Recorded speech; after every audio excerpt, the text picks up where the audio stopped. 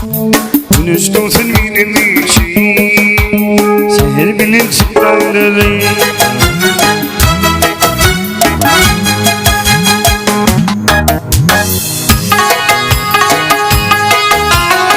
Yeni bal Halife Haydar.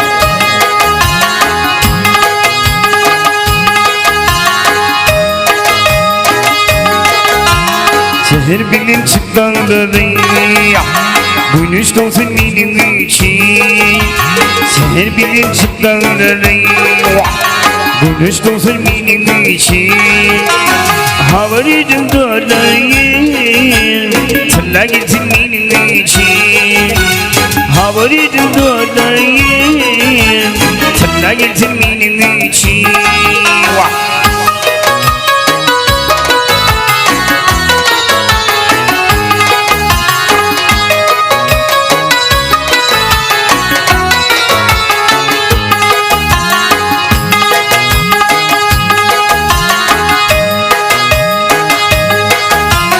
Seher gülü yer gülünni, havada kuvuşturunni. Seher gülü yer gülünni, havada kuvuşturunni. Gecelerim tümlü günün, salla gelsin benim için. Gecelerim tümlü günün, salla gelsin benim için.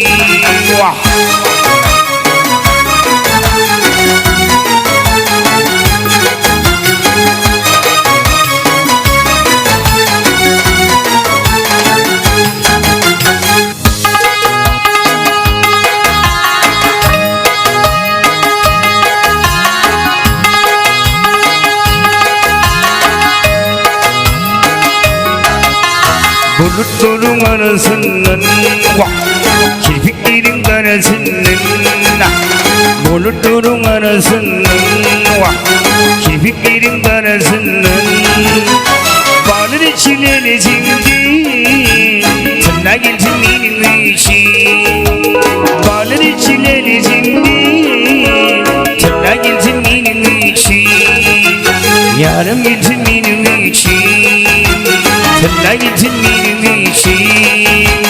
Güneş doğsun benim için, yarım gelsin benim için.